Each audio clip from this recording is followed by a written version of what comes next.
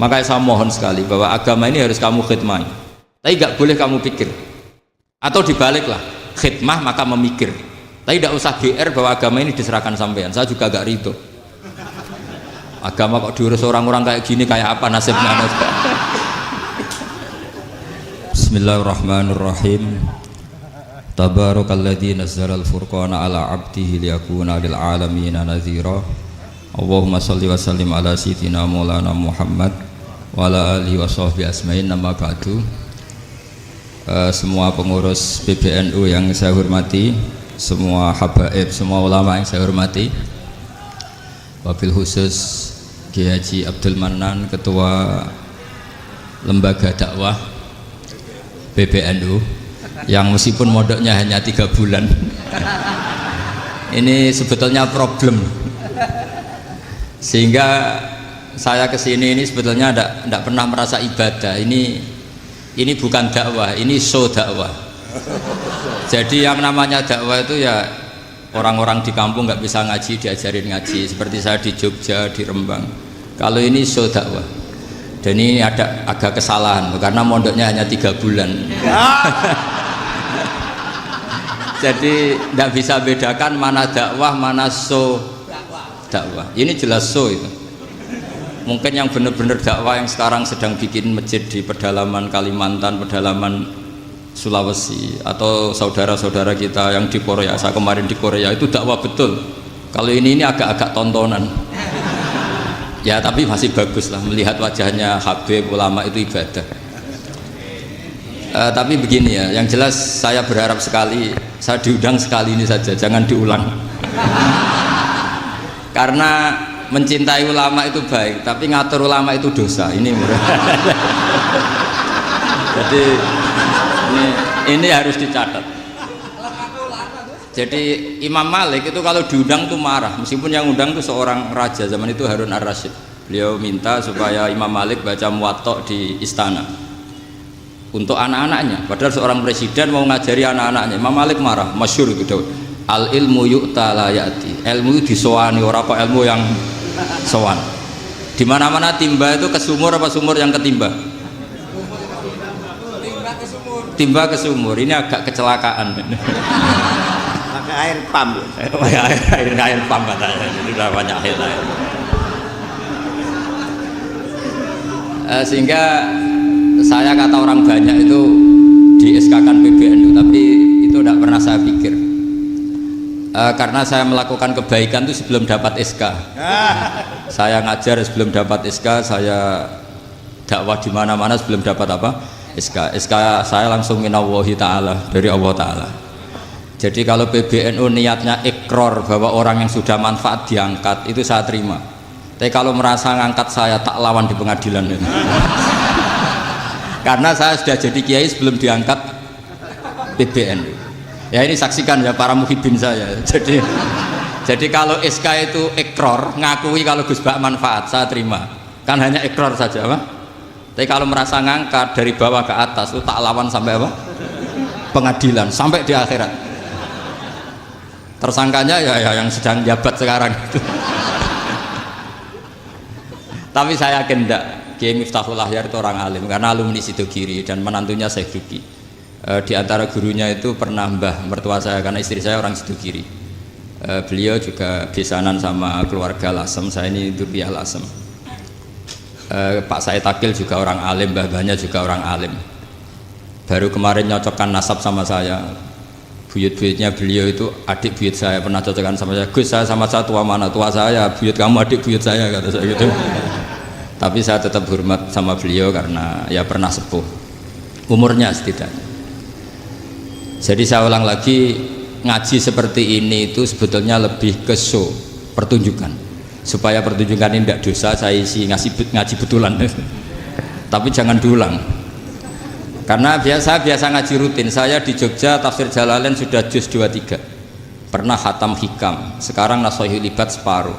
Saya ngaji di Sidogiri Itkon, di Sarang Balaghatul Quran, di Hajen Lubul Usul, tapi sarahnya yang Thariqatul Husul, sarahnya Mbah Sahal Mahfud. Jadi baru di sini ngaji bersaing sama orang yang mondok berapa? 3 bulan. Ini masalah. Masalah. Nggak boleh mondok itu harus buat tulis zaman. Tapi ya tidak apa-apa, mungkin laduni ya. Jadi kalau mondok cepet itu kemungkinannya apa? Laduni. Begini, tapi saya tertarik apa yang dikatakan Kiai Haji Abdul Manan tadi, menyangkut kalimat tauhid. Saya ngaji di mana-mana bilang, kalau ngaji itu yang tahqiq itu detail. Detail itu bahasa Arabnya tahqiq. Jadi kita misalnya berpikir secara jernih, orang yang kafir 70 tahun itu pasti menjadi muslim karena melafadzkan la ilaha illallah. Dan itu bi ijma'il ulama. Semua ulama mengatakan demikian. Saya ulang lagi, itu bi ijma'il ulama. Karena mansus di Quran ada ayat kulil ladzina kafaru iyantahu yughfar lahum ma qad salaf. Kalau orang yang kafir 70 tahun bisa dihilangkan kekafirannya hanya dengan kalimat la ilaha illallah Muhammadur Rasulullah. Berarti kalimat ini statusnya apa? Penghilang kekafiran, apa? Penghilang kekafiran. Lalu ada kelompok yang mengatakan gara-gara kalimat la ilaha illallah dan pegang patok nisan itu orang menjadi kafir. Ini kan jadi paradok. Lafat yang kita statuskan sebagai penghilang kekafiran dengan lafat yang sama orang menjadi kafir. Itu nggak ketemu nalar. Mbok nalar paling apapun tetap nggak ketemu. Kecuali tadi ya dalilnya pokok yang ngotot tadi. Itu memang kacau itu. Tapi alhamdulillah mereka insya Allah ya sadar. Kamu jangan bayangkan mereka tidak sadar terus, berarti kamu doanya jelek. Bisa saja mereka sudah ingin sadar, berhubung digojlok ini terus nggak jadi sadar. Jadi jangan-jangan salah kita karena sering gojlok sehingga yang mau sadar jadi tidak apa? Nggak sadar. Saya tadi jam 10 sampai setengah 2 masih ngajar di pondok saya ngajar tafsir masih di Rembang sana saya. Terus saya ke Semarang Dalalah Muyassar. Ya mungkin agak-agak keramat, jadi tetap jam 3:4 saya bisa ketemu Habib Umar Hafid. Saya beberapa menit ya diskusi tentang manhaj beliau, dan kebetulan saya sering belajar kitab beliau sama alumni-alumni Darul Mustafa. Meskipun saya tidak pernah ke sana, tapi saya tahu betul mazhab beliau karena al arwah junudun apa? Mujannada. Begini, saya sering dingendikani Mbah Mun, politik tidak jelas itu bagian dari kejelasan. Ini yang perlu dicatat. Jadi politik tidak jelas itu bagian dari apa? Kejelasan. Misalnya begini, siapa yang mengira Khalid bin Walid yang sangat musuhi Rasulullah, dia panglima orang kafir ketika mengalahkan Rasulullah di perang Uhud, akhirnya Khalid bin Walid masuk apa? Islam. Begitu juga Wahsy, qatilu ahabbin nasi ila Rasulillah, pembunuh Sayyid Hamzah, akhirnya juga masuk Islam. Begitu juga Abu Sufyan, dia pemimpin besar kafir Mekah ketika perang Badar, ketika perang Khandaq, akhirnya juga Islam dan menjadi mertua Rasulullah Shallallahu Alaihi Wasallam. Dari fakta ini kemudian banyak ulama alim yang ngambil sikap itu ya coro Jawa itu anggang-anggang. Anggang-anggang itu gak tegas, tapi gak tegas dari rumusan ilmu yang detail. Saya ulang lagi, gak tegas tapi dari rumusan ilmu yang apa? Detail. Bisa saja orang yang sekarang kafir suatu saat mukmin atau muslim. Bisa saja yang sekarang sedang fasik suatu saat soleh. Bisa saja yang mondok 3 bulan rois PB NU. Sementara yang mondok lama kadang Kiai RT. Tapi itu hanya hukum duniawi. Saya yakin yang Kiai RT ini PBNU di akhirat. Karena mondoknya lebih apa? Lama. Itu tak jamin. Saya juga berencana mimpin itu di akhirat saja, bukan di dunia. Makanya saya mohon SK itu berakhir muktamar mendatang. Karena saya sudah kiai sebelum diangkat. Makanya saya ulang-ulang, kalau pengangkatan itu niatnya ikrar, saya terima. Tapi kalau niatnya ngangkat, tak gugat di pengadilan. Ini tidak guyon, ini betulan itu. Ya tapi ini hanya guyon saja. Nah ini penting saya utarakan teori ngaji ya. Ini saya bacakan naskah asli Sayyid Umar Hafid supaya Anda dapat barokah beliau. Karena beliau selain alim allamah, muridnya Habib Salim, juga beliau pernah ngaji kutub Sayyid Abdul Qadir Segaf di Jeddah. Juga beliau sering istifadah di beberapa kiai. Ini saya baca teks Arabnya, kemudian saya terjemah. Bagi yang tidak setuju pemaknanya bisa gugat, karena saya baca Arabnya. Yang nggak setuju pemaknanya bisa gugat. Tapi tak jamin kalah, karena saya paham betul teksnya maknanya seperti itu. Logikanya tadi ya, ketika Rasulullah ngambil sikap tegas kepada Qatilu Hamzah yaitu Wahsy, dan ketika Rasulullah ngambil sikap tegas pada orang-orang yang mengalahkan beliau di perang Uhud, kaifa yuflihu qaumun fa'alu bi anbiya'ihim hakadha. Bagaimana mereka jadi orang benar atau orang yang dapat kebahagiaan kalau mereka perlakuannya seperti Nabi seperti ini, yaitu Nabi sujja wajhu masyhur wa kusirat ruba, ya tuh Nabi itu wajahnya terluka, gigi serinya tanggal. Orang-orang seperti ini tuh nggak akan bejo kalau orang Jawa, nggak akan falah. Tapi apa yang terjadi? Allah menurunkan ayat laisa laka minal amri syai'un aw yatuba 'alaihim aw yu'adzibahum. Muhammad itu bukan wilayah kamu ngecap orang, menstigmasi orang itu tidak wilayah kamu. Saya bisa saja mengampuni mereka atau menyiksa saya itu atau menyiksa mereka itu wilayah saya, kata Allah. Saya bisa saja mengampuni mereka atau menyiksa mereka itu wilayah saya. Sehingga akhirnya apa? Rasulullah tidak ngambil sikap yang mungkin orang lain mengatakan itu tidak tegas. Tapi itu kearifan. Betul, akhirnya Wahsy malah masuk Islam. Khalid bin Walid panglimanya juga masuk Islam.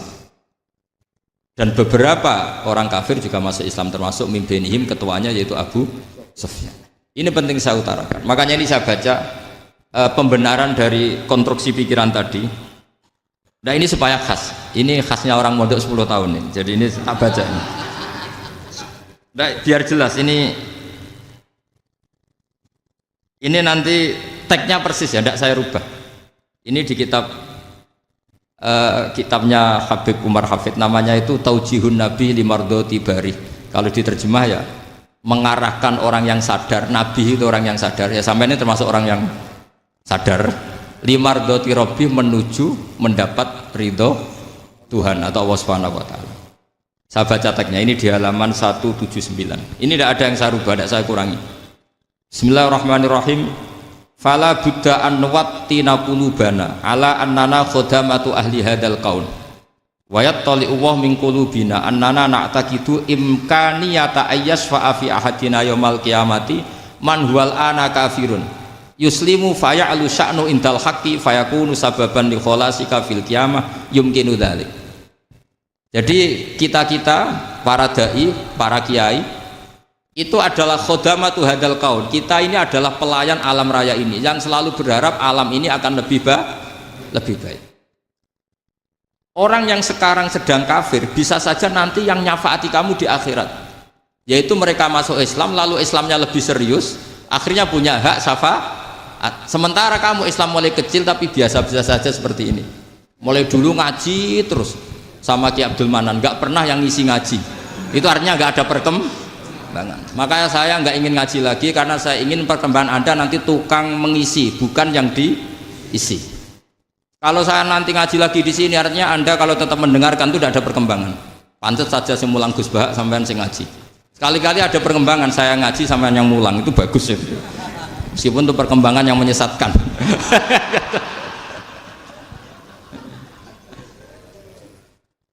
Ini penting saya utarakan. Ini dawuhnya Said Umar.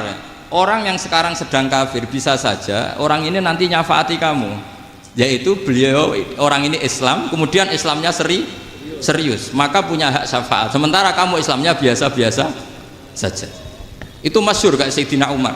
Sayyidina Umar Islam di hari itu langsung makomnya makom yang a'la, sehingga mengalahkan yang sudah Islam lebih lama. Karena Islamnya Umar itu menjadi izzatul Islam betul. Makanya jangan benci orang tegas teman-teman, kadang ya ada baiknya. Abu Bakar itu sudah Islam tapi layinal janib, orangnya santun. Kalau dipisoi orang yang menengahi lah, kira-kira seperti itu. Begitu juga Bilal, Ammar, Suhaib. Singkat cerita, Rasulullah itu sering dibully ya, sering disiksa orang-orang kafir. Rasulullah berharap, wah kalau yang Islam gini terus repot. Melihat Umar ini petarung di pasar Uka, dia dapat uang itu kalau tarung, menangan. Kata Rasulullah, kalau ini yang Islam ya bagus. Beliau berdoa, Allahumma aizal Islam bi Umar. Itu kira-kira 2 hari dari doa beliau, Umar masuk Islam. Itu pertama masuk Islam itu orang-orang kafir diparani. Kalau kamu ganggu Rasulullah Muhammad tak bunuh. Semenjak itu orang kafir yang gentenan sembunyi. Sehingga kata para mereka yang Islam selalu jaya mut aslama Umar, ketika Umar masuk Islam. Itu dalam satu hari Islam itu Rasulullah sudah ngendikan Umar yang Islam sehari ini imannya kalau ditimbang separuh ahli dunia masih unggul sama Islamnya Umar. Nah, bisa saja seperti itu. Jadi saya minta sama teman-teman yang mencintai ilmu, tidak tegas itu bagian dari ketegasan dalam ilmiah, karena kita ini tidak mengendalikan dunia, tidak mengendalikan hidayat, hanya Allah piyambak yang ngasih hidayat. Maka sikap kita laisalaka minal amri syai'un aw yatuba alaihim aw yu'adzibahum. Rasulullah yang ahabbul khalqi ilallah saja tidak boleh tegas karena semuanya potensi itu ada. Cuma kita tegas dalam kebenaran saja, tapi nggak perlu tegas dalam mengawal kebenaran. Kenapa demikian? Karena Islam ini agama yang akan dijaga Allah ila yaumil. Yang jaga Islam bukan PBNU, bukan PP Muhammadiyah, bukan kiai. Yang menjaga Islam namun Allah Subhanahu wa taala. Makanya Sayyidina Umar itu kalau disuruh mikir Islam itu nggak mau betul. Masyhur itu dalam tarikh-tarikh. Umar mimpin itu sukses, banyak futuhat. Singkat cerita akhirnya orang tuh kelangenan, wah kalau Umar meninggal kayak apa? Sehingga Abdullah bin Umar setiap jalan-jalan tuh dibully, kalau sekarang dibully. Ya Abdullah bin Umar, bapak kamu itu gimana? Sudah sepuh mau meninggal kok tidak suksesi. Kalau saja ada orang penggembala kemudian meninggalkan kambingnya di hutan, kamu anggap orang yang mudoyik enggak, menyanyiakan kambing itu enggak? Ya iya, kata Abdullah bin Umar. Apalagi amru hadil umat ini mau ditinggal gelanggang, nanti suatu saat Umar meninggal. Mbok ya suksesi supaya jelas. Logika itu diaturkan ke Umar radhiyallahu anhu, ke Sayyidina Umar. Pertama Umar agak tertarik dengan logika itu. Lama-lama beliau marah. Tidak jadi. Saya tetap tidak akan istikhlaf, tidak akan suksesi. Dan saya tidak akan mikir Islam katanya. Islam akan diurus oleh Allah Subhanahu. Terus beliau ngendikan, Islam ini jalan ketika ditinggal Abu Bakar. Bahkan ketika ditinggal ahabbul khalqi illallah akramul khalqi indallah, yaitu Rasulullah Muhammad sallallahu alaihi wasallam. Coba Islam dulu dipimpin Syekh Abdul Qadir ketua wali, dipimpin Wali Songo, dipimpin orang top-top. Sekarang dipimpin mondok 3 bulan jalan. Karena Islam yang ngatur Allah Subhanahu wa taala. Jadi ini penting. Loh coba ustadz tuh banyak yang nggak bisa ngaji loh. Tapi ya laku ya nggak masalah. Loh saya kemarin di Korea seminggu. Itu TKI jadi khotib, ada yang jadi mufti, ada yang jadi suriah. Itu ada yang di sana jadi suriah, pulang ke kampung angon kambing lagi. Loh itu teman saya kenal. Iya suriah Korea tapi. Artinya gini, bahkan masjid semua yang di Korea itu didirikan oleh TKI dan TKW. Mereka digerakkan Allah untuk mikir agama, karena agama ini milik Allah. TKI saja mikir. Makanya ini penting, ya dakwah tapi tauhidnya sing kenceng, jangan dakwah kenceng tauhidnya kendor. Itu bahaya betul. Saya ulang lagi ya, ini dawuh Habib Umar. Jadi kata beliau, fala budda an wattina qulubana. Kita harus yakin seyakin-yakinnya bahwa semua kemungkinan itu mungkin. Makanya masyhur dalam tarikh ketika kafir Quraisy mau disiksa oleh para malaikat karena mereka sering menyakiti Nabi, kata Nabi gimana? Jangan. Saya berharap kalau bapaknya tidak mukmin, suatu saat anaknya mukmin. Masyhur dalam tarikh. Musuh Nabi besar siapa? Walid bin Mughirah. Punya anak Khalid bin Walid. Abu Lahab punya anak Darrah, itu mukminah yang baik. Abu Jahal punya anak Ikrimah, itu mukmin yang baik. Di Indonesia lebih hebat lagi.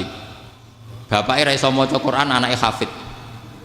Bapaknya utun ratamat SD, anaknya jadi dekan. Di Indonesia banyak orang nggak siapa-siapa, anaknya jadi presiden, anaknya jadi menteri.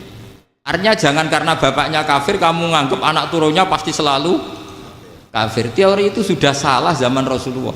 Yaitu Walid akhirnya punya anak Khalid, Abu Lahab punya anak Darrah.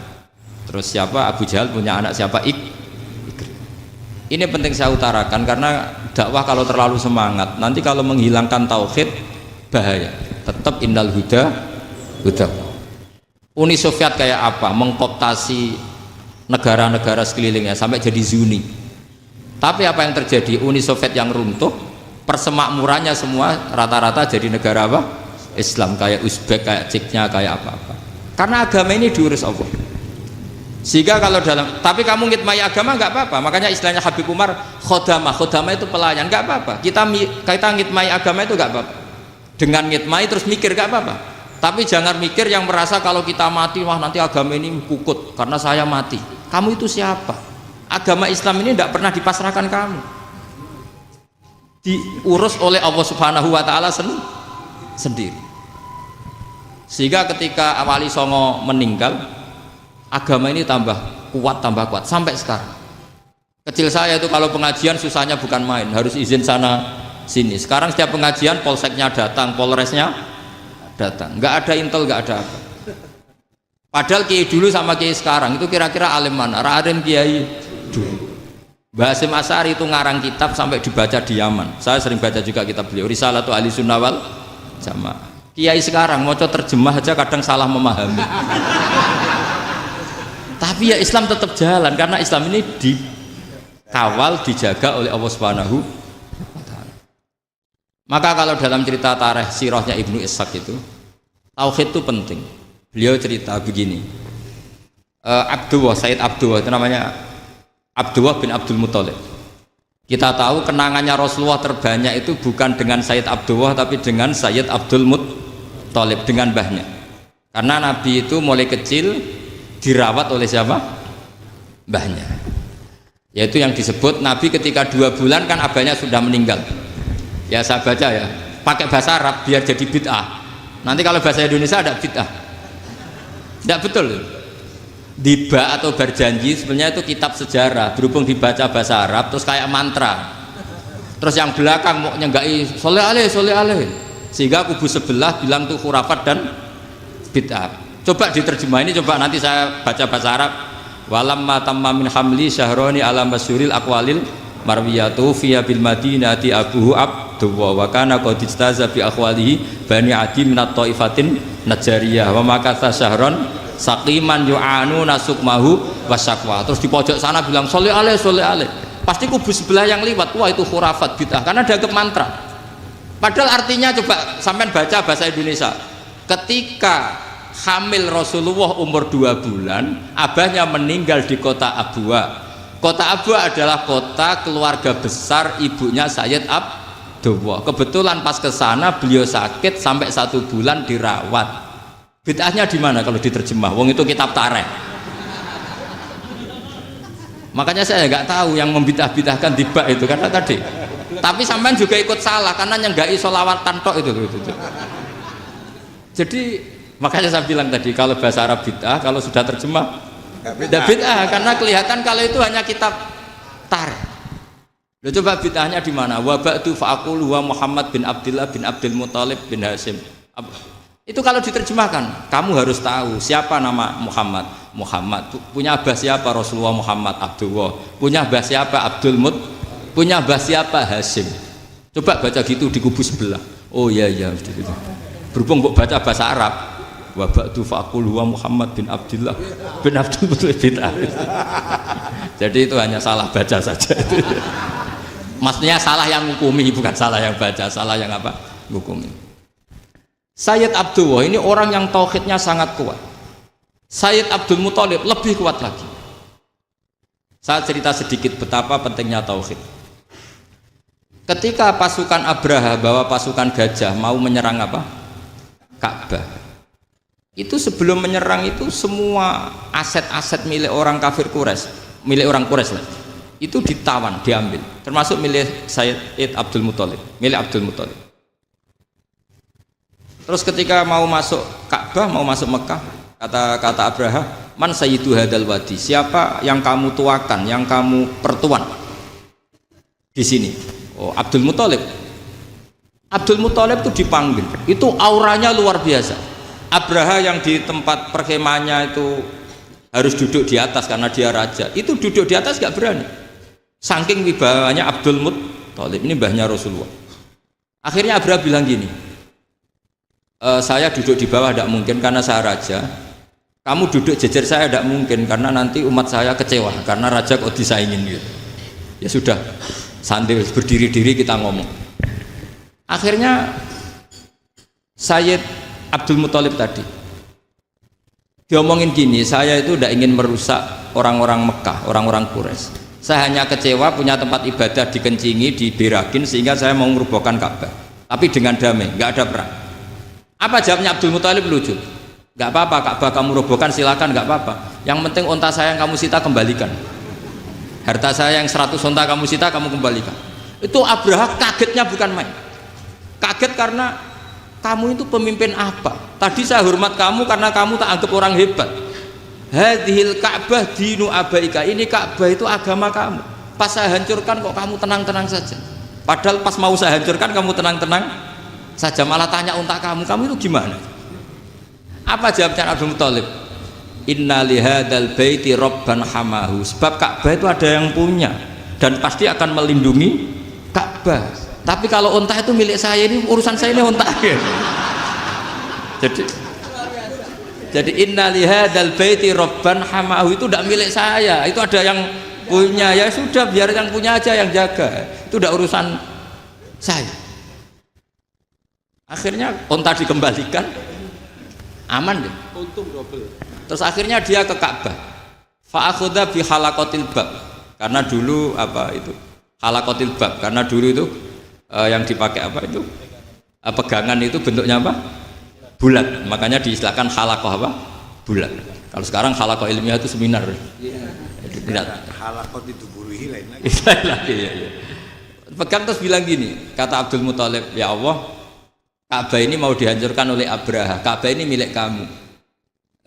Saya mau ke gunung, mau melihat apa yang kau lakukan terhadap orang yang mau merusak Ka'bah. Terus Abdul Muthalib bilang ke umatnya, wa ya qaumi, ayo kita ke gunung melihat ma fa'ala rabbuna, apa yang akan dilakukan Tuhan kita terhadap orang yang mau menghancurkan Ka'bah. Jadi santai saja, santai. Terus Abdul Muthalib naik gunung sama orang-orang Quraisy. Abraha datang mau merusak Ka'bah, terus terjadi alam taro kaifa fa'ala rabbuka bi ashabil fil. Itu melihat, dan betul Ka'bah dijaga Allah.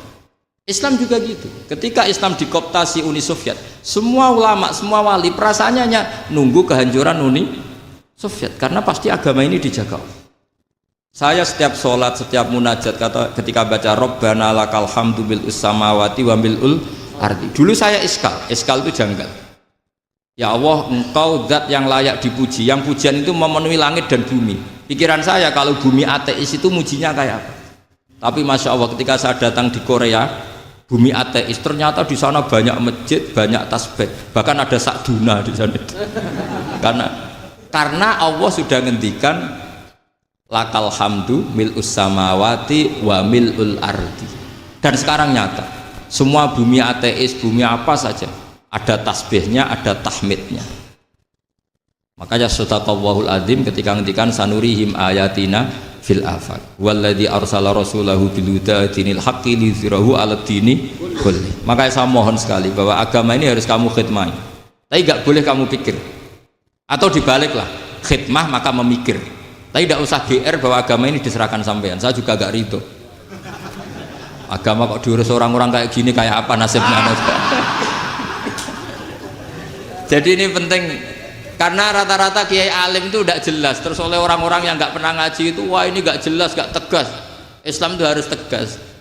Maksudnya tegas itu kayak apa? Tegas itu di wilayah kita. Kalau istri kamu mau diperkosa orang itu boleh tegas, itu wilayah kamu. Tapi kalau hidayat itu wilayahnya Allah Subhanahu wa Ta'ala, kita tidak pernah tahu. Bahkan yang sudah Islam saja, nyuwun sewu, itu nggak ada jaminan mati husnul. Kita tahu dalam sejarah Sa'labah itu dapat gelar hamamatul masjid, merpatinya masjid. Tapi kita tahu akhirnya Sa'labah itu apa? Su'ul khotimah. Sampai dalam Islam selalu diajarkan ya muqallibal qulub tsabbit qalbi ala din. Jadi kalau kita sendiri saja masih ingin selalu husnul khotimah, agak ada ruang untuk mudah menvonis orang lain.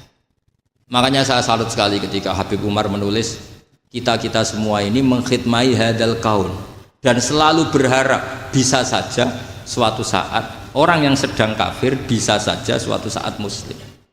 Nah soal kalau yang sama yang harbi menyerang kita ya tarung. Kalau Artinya kalau yang merangi kita ya kita wajib perang, kalau enggak ya habis kita. Seperti kita lakukan ketika diserang Belanda. Tapi ketika mereka mustakman, dhimmi, muahad, orang-orang kafir yang mau berdamai dengan kita ya kita damai. Sebagaimana yang dilakukan Rasulullah SAW ketika berdamai dengan kafir Quraisy yang dipimpin Suhail bin Amr. Masyhur itu dalam tarikh. Singkat cerita kan Sayyidina Ali ini pernah konflik sama orang Khawarij.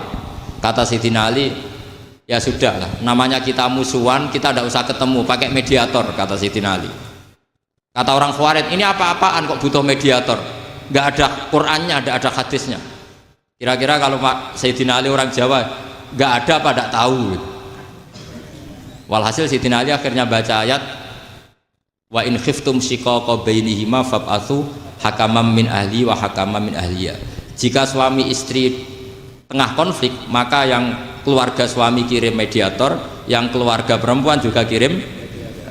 Terus kata Sayyidina Ali, wa amru ummati Muhammad a'dhamu min amri rajulin wa imra'atin. Kalau suami istri saja ketika konflik butuh mediator, apalagi ini kelompok besar pasti lebih butuh mediator. Akhirnya lalu mediatornya siapa? Kata Sayyidina Ali, ya siapa saja yang penting baik. Ditunjuk seseorang, diprotes sama orang Khawarij, ini orang nggak kredibel. Oh, terus Sayyidina Ali marah-marah. Rasulullah itu pernah berdamai dengan orang, bahkan orang itu kafir, yaitu Sulhul Hudaybiyah. Nabi itu berdamai dengan orang yang bernama Suhail bin Amr ketika itu kafir. Makanya ini menunjukkan bahwa musolahah ma'al kufar itu boleh demi kelangsungan bernegara, berbangsa. Kamu tidak usah meragukan reputasi NU. Ketika dulu kafirnya kafir harbi zaman Belanda, ya Mbah Hasim fatwa apa? Jihad. Jadi jangan kira tidak tegas, kita tegas sekali, justru kita yang punya masa lalu tegas. Tapi kepada siapa dan dalam konteks apa? Paham ya? Terus ini penting sekali untuk dijernihkan. Ini saya baca berikutnya nanti, tidak supaya tahqiq. Saya syukur sekali, saya tadi sekaligus minta ijazah sama Habib Umar, dan memang saya ngaji ini lama sama teman-teman alumni Yaman, cuma belum pernah ketemu mu'alifnya. Tadi saya ketemu minta ijazah itu dan beliau senang sekali, bahkan sempat bikin tulisan di kitab saya ini. Sama tidak perlu baca, karena kalau bisa ya biasa, kalau tidak bisa malu ya sudah, tidak usah baca sudah. Terus ini kata beliau, ini masih saya teruskan. Nahnu min hadhil intilaqah naktasibu thabatana wa quwwata yaqinina wa illa fa fil ardi mu'aridun wa muntaqidun wa mukhalifun min akhyarin wa asyrarin sholihin wa fasikin muslimin wa kuffar. Kalau kamu punya satu metode ilmiah, metode dakwah, kamu harus siap, karena pasti ada yang menentang. Yang menentang itu ya mulai orang soleh, tidak soleh, orang macam-macam. Jadi kalau sudah punya manhaj, memang dari awal harus siap apa? Ditentang. Jadi misalnya PBNU punya kebijakan apa, ya sudah siap saja dibully. Itu pasti itu, karena nggak ada manusia semua suka, semua benci.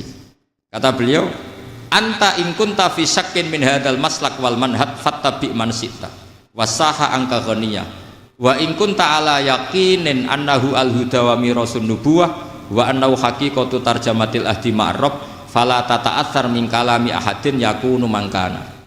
Jadi intinya kita mengawal Islam secara rahmatanil alamin itu justru kita berharap menjadi simpatik dan menjadikan mereka menjadi napa Islam. Jangan ketika simpatik dianggap gak tegas. Saya masih ingat betul dawuh Mbah Mun, hak sekseni, kata beliau. Saya masih ingat kalimatnya, sekseni. Akurat tegas itu berdasar ayat laisalaka minal amri syai'un aw yatuba alaihim aw yu'adzibahum. Karena potensi sosial itu bisa rubah.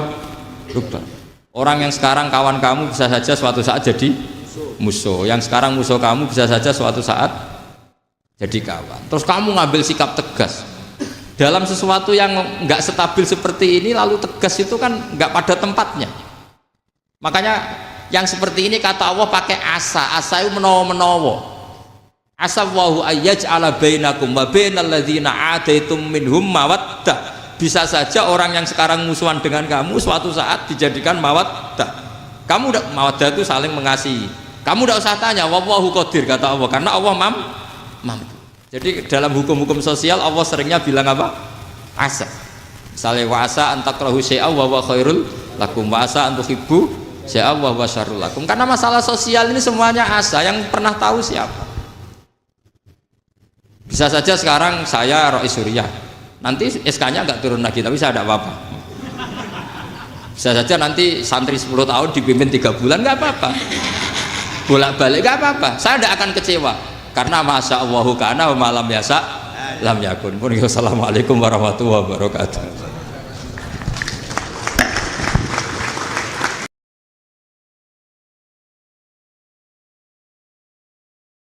Assalamualaikum warahmatullahi wabarakatuh.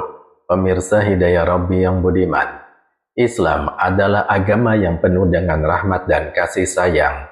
Dalam ajarannya tidak ada paksaan dalam beragama.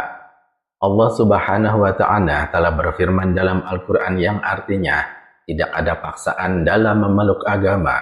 Quran Surat Al-Baqarah ayat 256. Ayat ini menegaskan bahwa Islam tidak pernah memaksa seseorang untuk masuk ke dalamnya, karena iman adalah pilihan hati yang lahir dari kesadaran dan keyakinan, bukan dari tekanan atau paksaan. Namun, bagaimana kita memahami konsep kebebasan beragama dalam Islam? Mengapa Islam menolak pemaksaan dalam beriman? Inilah yang akan kita bahas lebih lanjut. Semoga Allah Subhanahu wa Ta'ala membimbing hati kita menuju pemahaman yang lebih dalam. Pemirsa Hidayah Rabbi yang budiman, toleransi dalam konteks agama diartikan sebagai kebebasan masing-masing individu untuk menganut agama apapun yang diyakininya, serta mengamalkannya dalam kehidupan sehari-hari. Hal ini diatur dalam undang-undang atau konstitusi dalam kehidupan berbangsa dan bernegara. Meskipun setiap agama meyakini bahwa hanya ia satu-satunya agama yang paling benar, akan tetapi di saat yang sama, setiap pemeluk agama harus saling menghormati. Menjunjung sikap toleransi beragama menjadi sangat penting, khususnya di Indonesia. Berikut ini beberapa yang terkait toleransi, di antaranya adalah: pertama, tidak ada paksaan dalam beragama.